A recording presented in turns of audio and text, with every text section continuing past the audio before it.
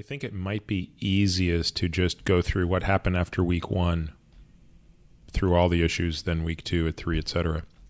So with that said, and again, I think this is one of those podcasts where it's going to make a lot more sense if you're looking at the data, because I don't really think it's palatable for me to just read off lab after lab after lab, especially for people who aren't, who don't necessarily know what all of these numbers mean. It's just going to seem a little bit sort of overwhelming. But what I would say is, during the first week of getting back in ketosis, what did I notice? So subjectively, having not been in nutritional ketosis for a long time, I definitely felt a tiny bit, not nearly as bad as it was when I first did it in 2011. I felt a tiny bit of the keto flu, as they would call it. I think it's kind of a dumbass term. It doesn't feel anything like the flu. I just felt orthostatic. Every time I stood up, I felt a little bit lightheaded. I supplemented. This is one change. I lied earlier. There is one change I did make in my supplements during this time that goes beyond what I do normally. So normally I take magnesium. See, I forgot to mention that. I normally take 400 milligrams of mag oxide and about 2 slow mag every day.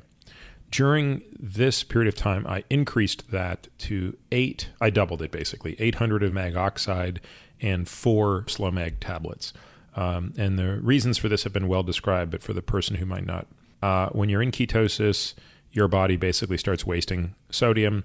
Your body responds by trying to save sodium and usually ends up shunting magnesium and potassium out of the kidney. So you do tend to cramp more.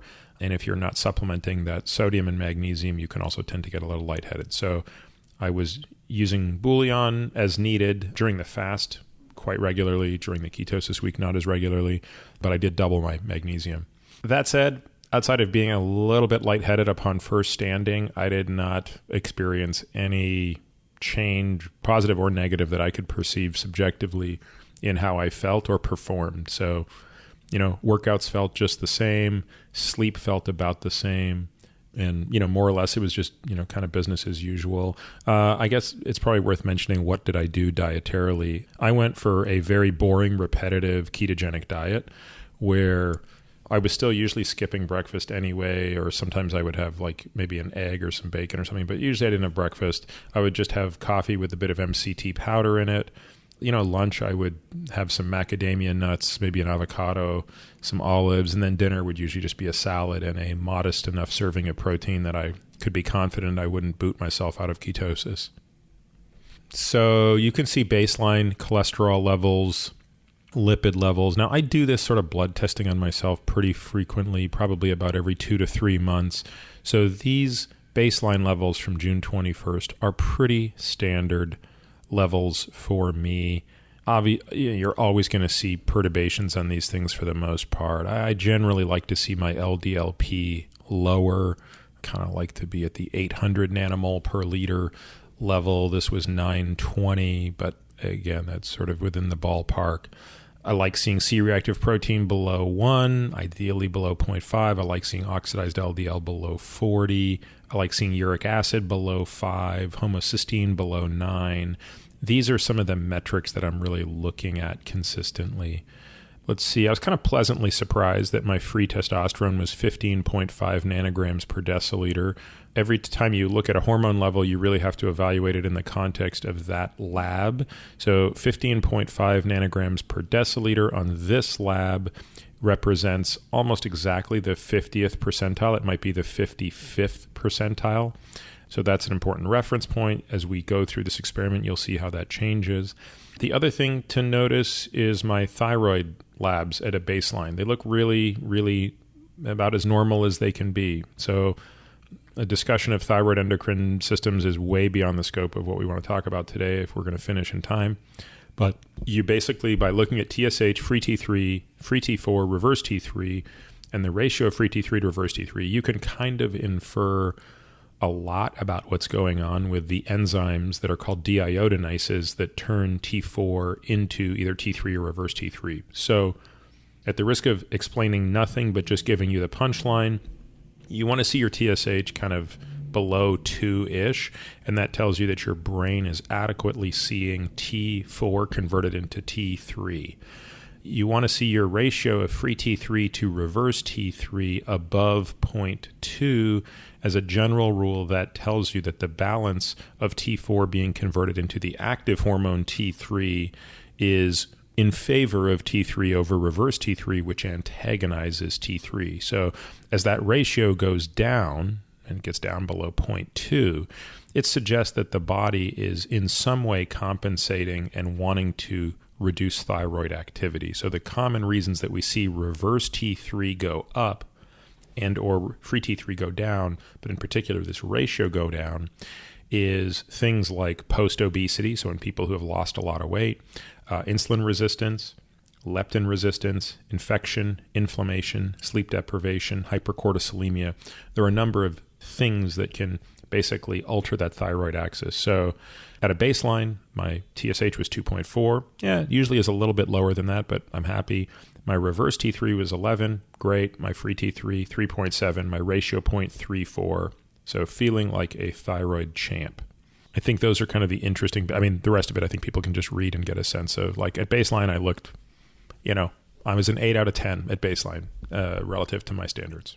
Okay. So what happened after a week of ketogenic diet? Virtually no change whatsoever in my standard lipid panel, other than interestingly, my triglycerides went up, which is, kind of unusual. When you're on ketosis, typically your trigs go down. Mine actually went up from 54 to 90 milligrams per deciliter. It's important not to read too much into triglycerides and things like that, because they can certainly vary from day to day and be a function of what was going on in a previous meal or something like that. But otherwise, if you look at total cholesterol and LDL cholesterol, they were virtually unchanged. Interestingly, my LDL particle number went way up. And that to me represents a real movement, going from 920 to 1380. So that represents going from about the 10th percentile of the MESA population to about the 55th percentile of the MESA population, which is way higher than someone like me wants to be. Also, my small particle, where I really like to see that below 500, that went up to almost 800. By the way, one thing worth noting for people who are also measuring NMR or using NMR is there's basically two ways you can get an NMR done in the United States. One is using LabCorp, the other is using THD. Really important to know, they're using different magnets, basically. And the THD numbers, which are believed to be more accurate, run considerably higher. So LabCorp is using an NMR developed by Liposcience on the first generation magnet. THD is using the NMR also developed by Liposcience, but they're on a second generation magnet. And I have scrutinized these results side by side because on a number of our patients, we do them side by side. And I've looked at all of the data. And as a general rule, if you do a parallel NMR with Liposcience through what is now LabCorp versus THD, the THD numbers tend to run about 20% higher. No real change in my oxidative numbers, but I was very interested to see that my uric acid bumped from 4.8 to 6. 6 is, again, it depends how you define high. I think most doctors would not consider a uric acid of 6 particularly high. It's not certainly putting you anywhere in the danger zone of having a gout attack the next day. But I'm really maniacal about uric acid being low because of the impact uric acid has on blood pressure and on atherosclerosis. So uric acid, there's some evidence that uric acid can crystallize inside of atherosclerotic plaque, along with the sterols that can crystallize there as well. Homocysteine took a bump up to 11. Again, no change in my methylated B vitamin regimen, so that also suggests something funky metabolically was going on this week, getting back into ketosis. Let's see, what else was interesting? Oh, of course, the thyroid stuff, right? So my thyroid took a hit that week, and it wasn't a central hit, meaning my TSH stayed totally reasonable, so my brain didn't think anything was wrong, but my free T3 went down quite a bit, from 3.7 to 2.5, and my reverse T3 went up from 11 to 17.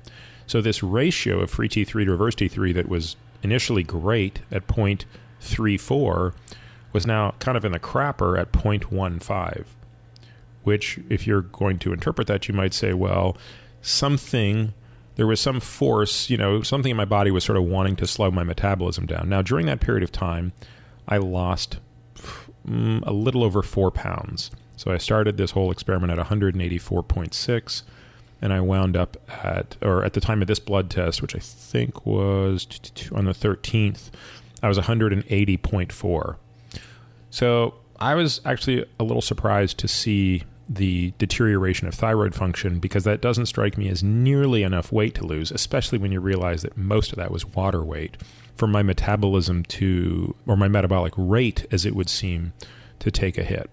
Testosterone actually went up a little bit. It went total testosterone, which we rarely talk about, since, again, it's sort of like talking about total cortisol. It's kind of irrelevant. But total testosterone went up from 764 to 920. And free testosterone went up as well, even though sex hormone binding globulin went up with testosterone. And so the free testosterone went from 15.5 to 17.4 nanograms per deciliter. Again, that's not a huge change, but that does put me now at maybe the 60th or even 65th percentile. Also, the IGF did not really take a bow. So started out at 201, which for my age is about, and on this assay is about 80th percentile, which is, I think, actually the sweet spot. 70th to 80th percentile, I think, is the sweet spot.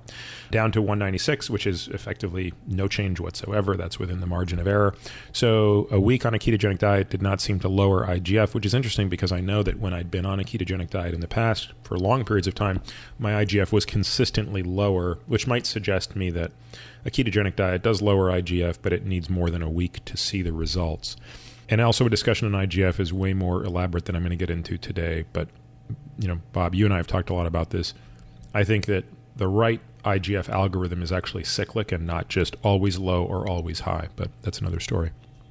I could go on, but I realize we're probably past the point of diminishing returns. So anything else, Bob, that I haven't touched on that you care about as far as week one? One question that I have is, with the ketogenic diet, I know you've done prolonged ketogenic diets in the past, and what was your approach for the week? I know that you don't need to necessarily weigh and measure things. You probably eyeball stuff. Did you have a particular target when you say, this is the number of grams of carbohydrates that I'm going to eat a day, this is the number of grams of protein? And then in terms of fat, were you trying to, was this like a 4-to-1 ketogenic diet, or was it something a little bit different? Great question. Thank you for clarifying that. So unlike when I was in ketosis for the long haul, and I was maniacal, meaning I had a spreadsheet of every single thing that I would eat, and I would measure out exactly how many grams of X, Y, and Z were going into me. For this, it was all smoking and joking. So I guess fortunately I've been in ketosis long enough to kind of directionally know, like, this much protein is too much, this is probably okay. So I made zero effort to focus on whether I was in 3-to-1, 2-to-1, 4-to-1. I didn't care. I just wanted to kick off some ketones. And luckily I was able to sort of get, to consistently be above about 1 millimolar that week. So it'd be hard for me to even estimate what I was ingesting, though I would guess probably 30 grams a day of carbs. I think my biggest intake of carb would have been the avocado I had every day, and then the salad and stuff like that. So maybe 40 grams of carbs. Protein was probably $1.10 to $1.20 a day, and I wouldn't even be able to guess how much fat intake I had, but I was not in any way, shape, or form trying to restrict input. Okay. How do you think the volume of food compared to like baseline or prior to baseline?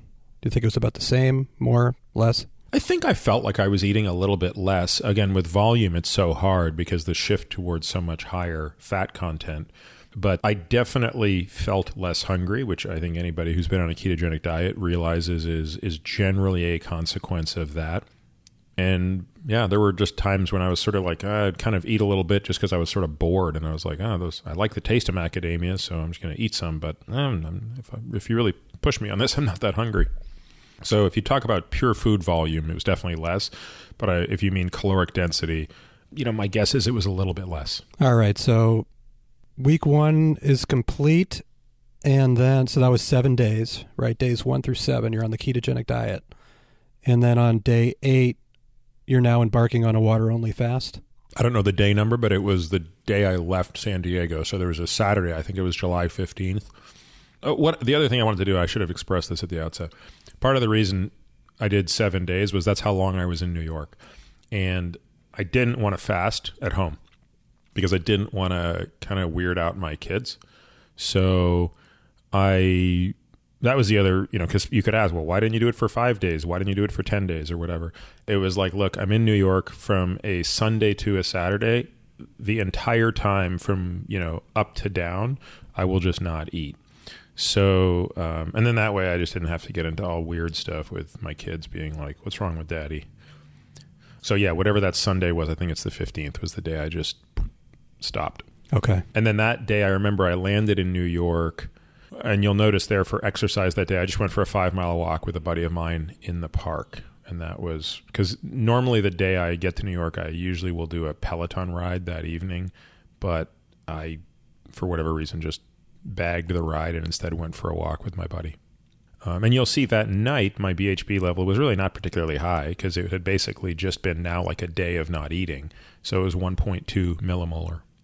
And you'll also notice at this point, Bob, I started doing trailing 7-day CGM checks. So I gave you my baseline CGM as a trailing 90-day, which is basically my hemoglobin A1C going into this whole shtick.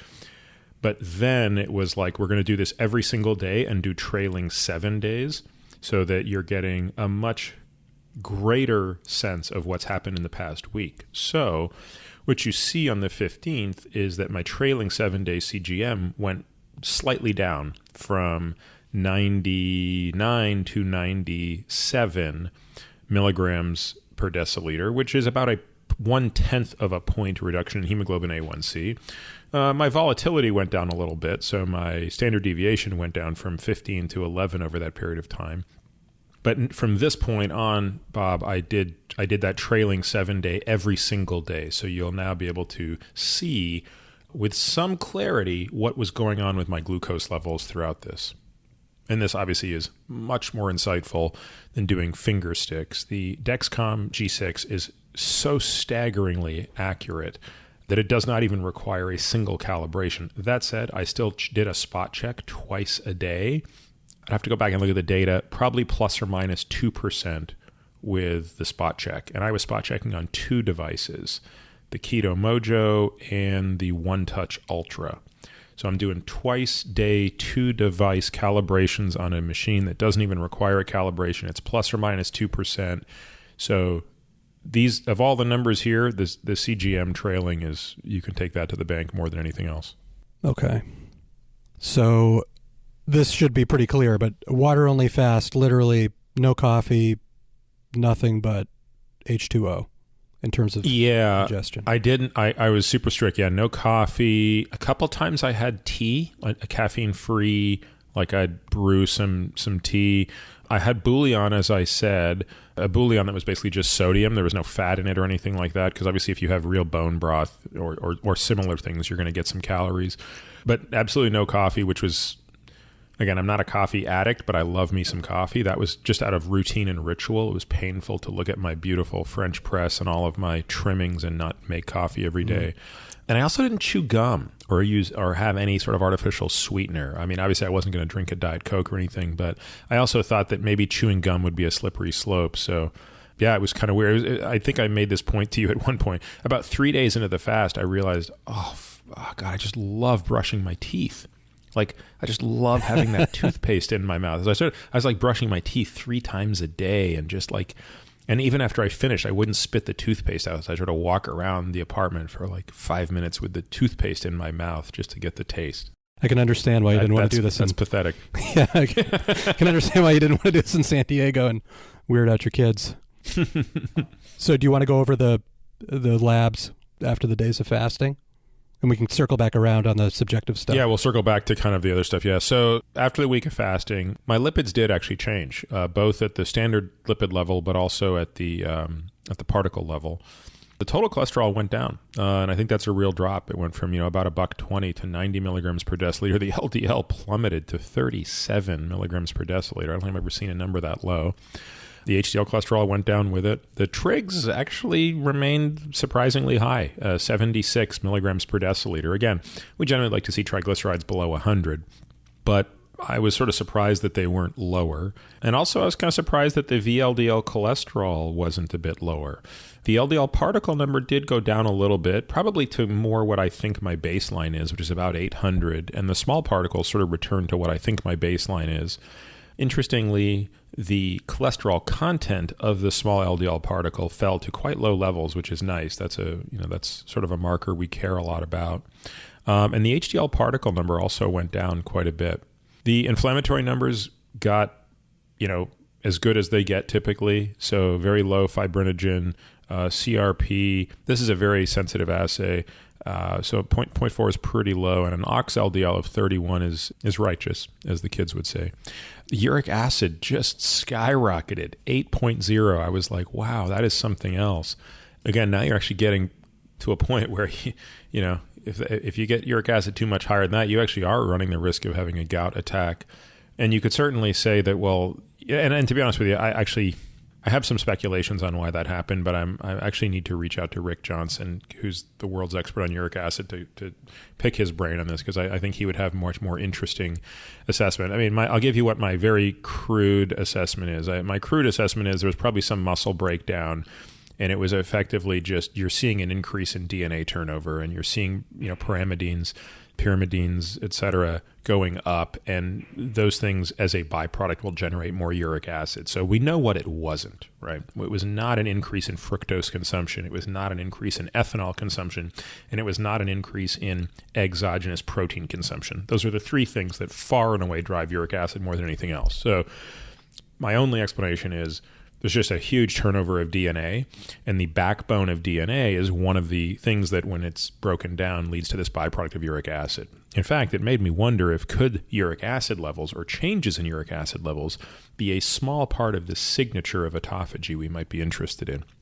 And the reason I don't think it's just dysfunctioning metabolism is the homocysteine went back down. You see, if the homocysteine had gone from 11 to 14, I'd say, something's wrong there. But the homocysteine actually corrected, and yet the uric acid went to a level that I've never seen before in myself. So kind of interesting. The blood urea nitrogen went down to 12, which, again, that makes sense in the context of there's no protein coming in.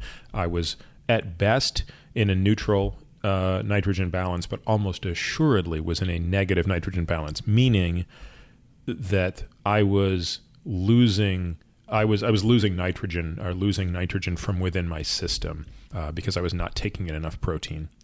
Leptin can't get lower than where it is. Adiponectin didn't go up. I'll tell you, this actually really surprised me. So adiponectin is, as its name suggests, an adipokine, or a fat cell or adipocyte derived.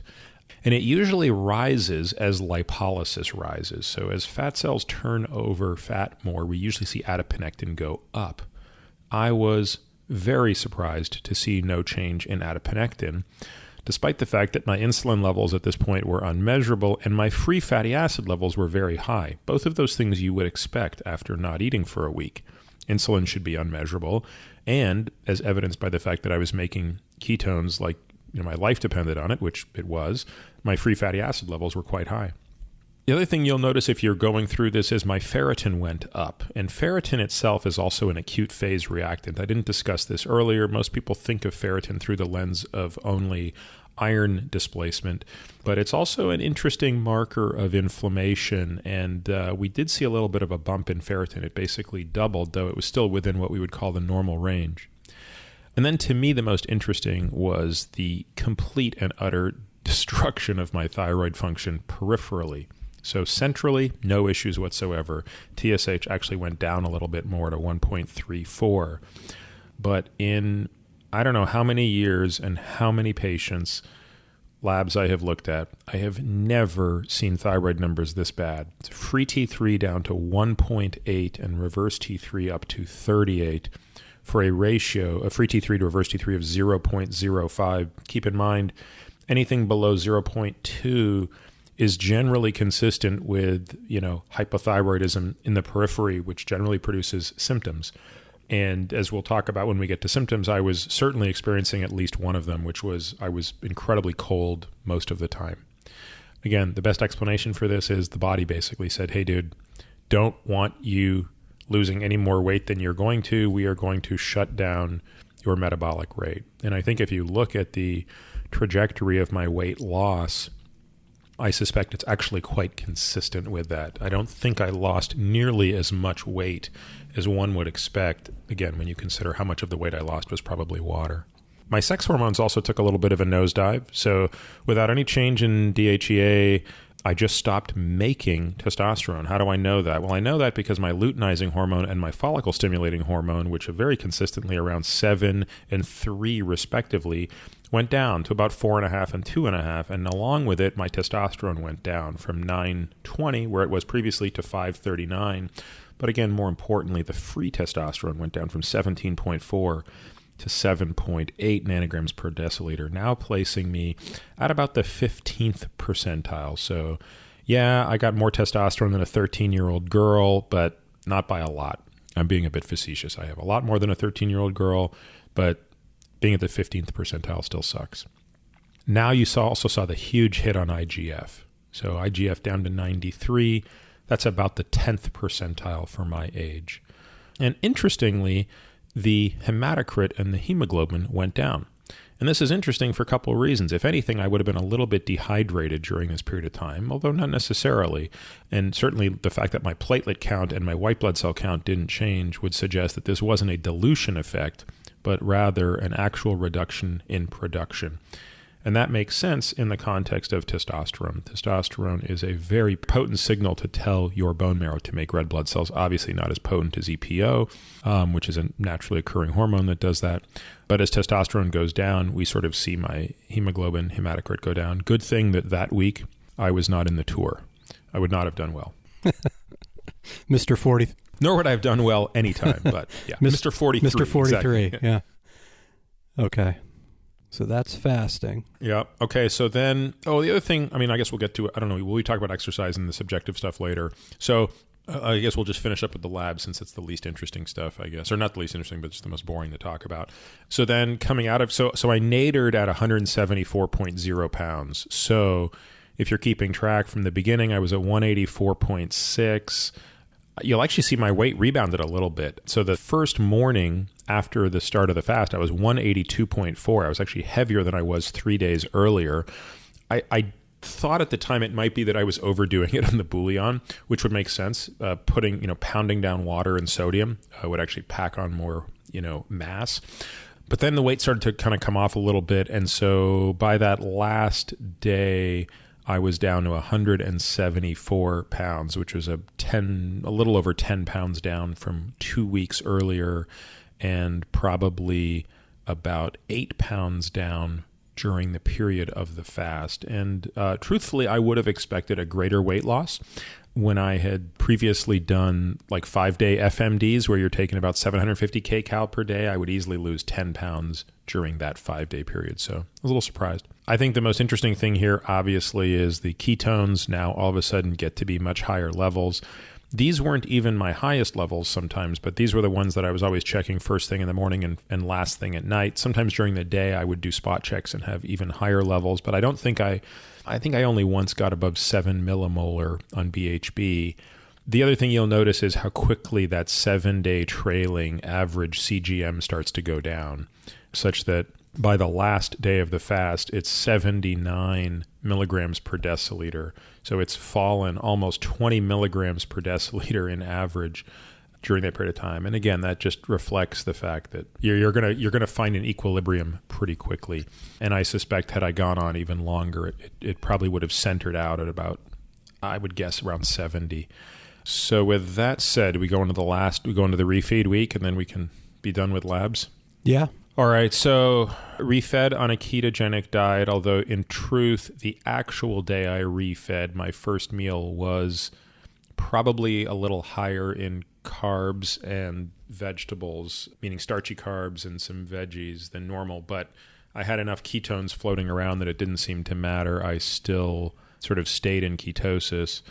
And so then I just go back into a straight up ketogenic diet. Okay, so then these labs here, there are a couple things that surprised me. The first was, in all of the crazy ass feeding experiments I've done in myself, I have only once seen a very elevated triglyceride level in myself, and this was one of them. So I remember drawing this blood on myself, and so the way it works is you're drawing a tube of blood, each tube has a different protocol. So some of them you have to let them clot for a while.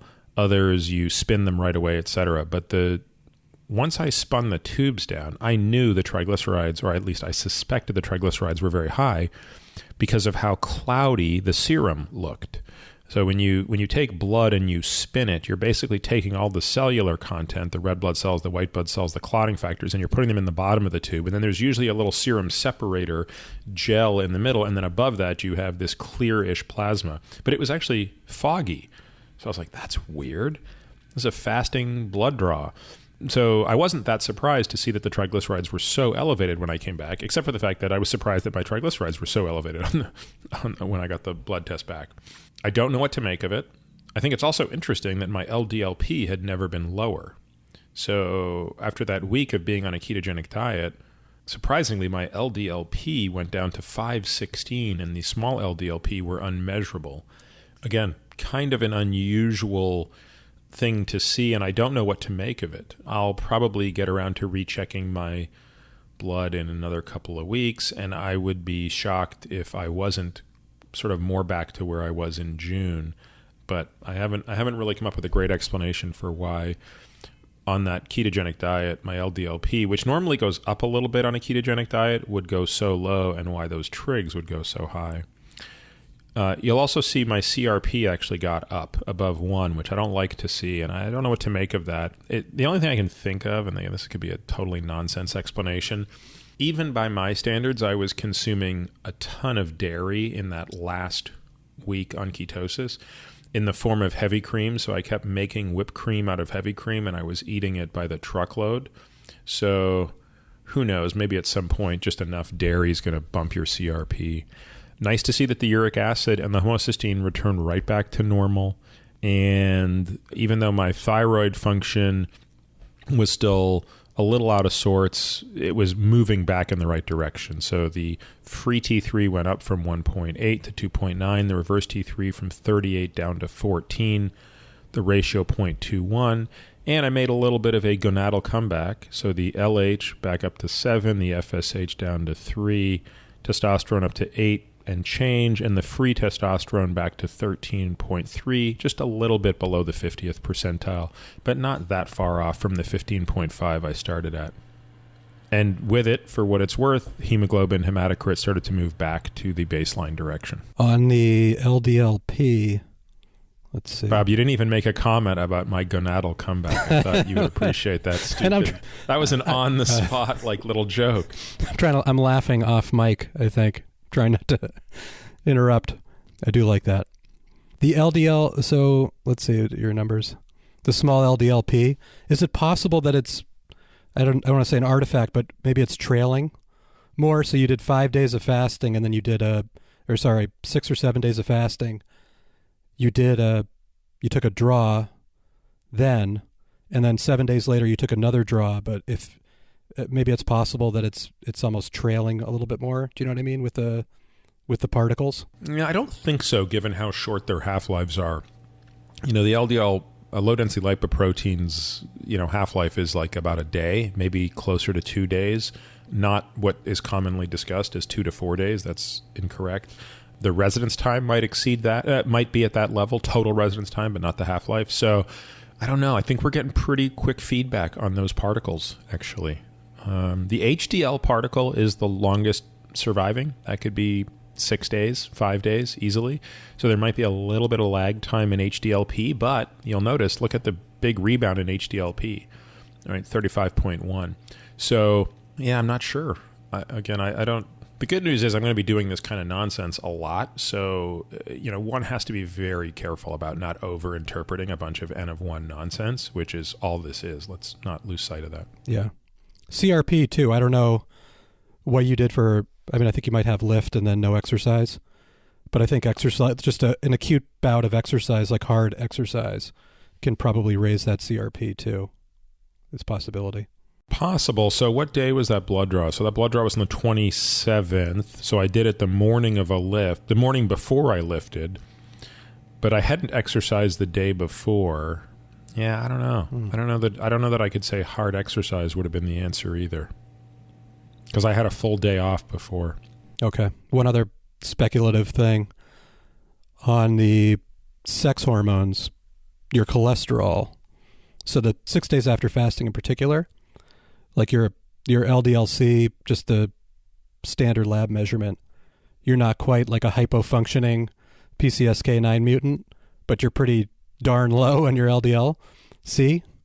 And I'm wondering can it be part of the idea that cholesterol is used for hormone synthesis, that if that's going down a lot, maybe the sex hormones are taking a hit on that. You know, it's funny. I realize that that's a popular thought. I don't think that's the explanation. In other words, I don't think that cholesterol shortage is the explanation, and for the following reason.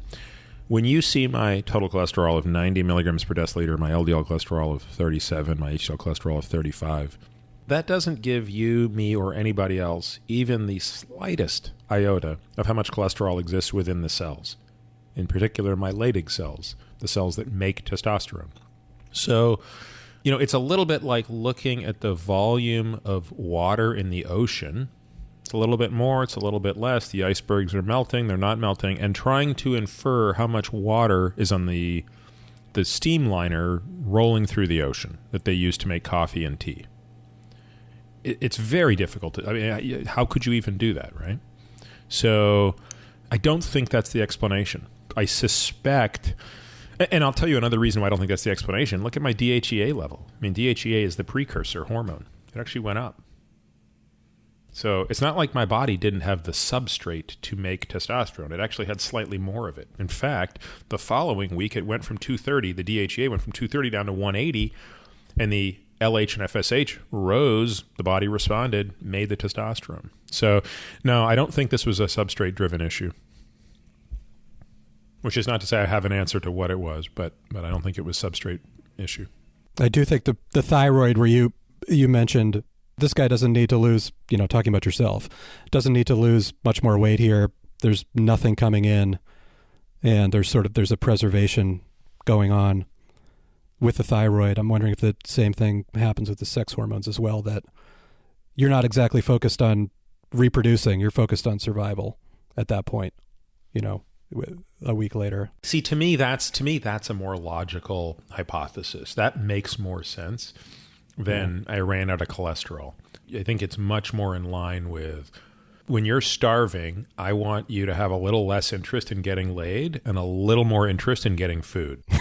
I mean, it's at the risk of just sounding a little crude, right? Yeah. Like if that to me, kind of makes more sense. Yeah. I remember that paper you mentioned, I think, with Dom D'Agostino, Craig Thompson, Matthew Vanderheiden, and Lou Cantley, where there's like a comment in that article that stuck with me. And they were talking about basically, they're talking in the context of cancer, but they're saying you always, more or less, you have an excess of energy outside of the cells. It's a matter of the receptors or something basically telling the cell to take it up. And in this case, I'm wondering if there's something to that effect as well. That it's not necessarily that you have it's not that you're deficient in cholesterol or that you have a deficiency per se. It's that the receptors or something basically is getting downregulated. Agreed. I think, yeah. I mean, I just agree, full stop. The system is more complicated than just we've run out of the precursor. Like, there just doesn't strike me as a way that it's reasonable that a molecule as vital as cholesterol could ever get to the point where, like, we allow ourselves to become rate limited especially under a situation of fasting or something like that. Man, it just doesn't make any sense.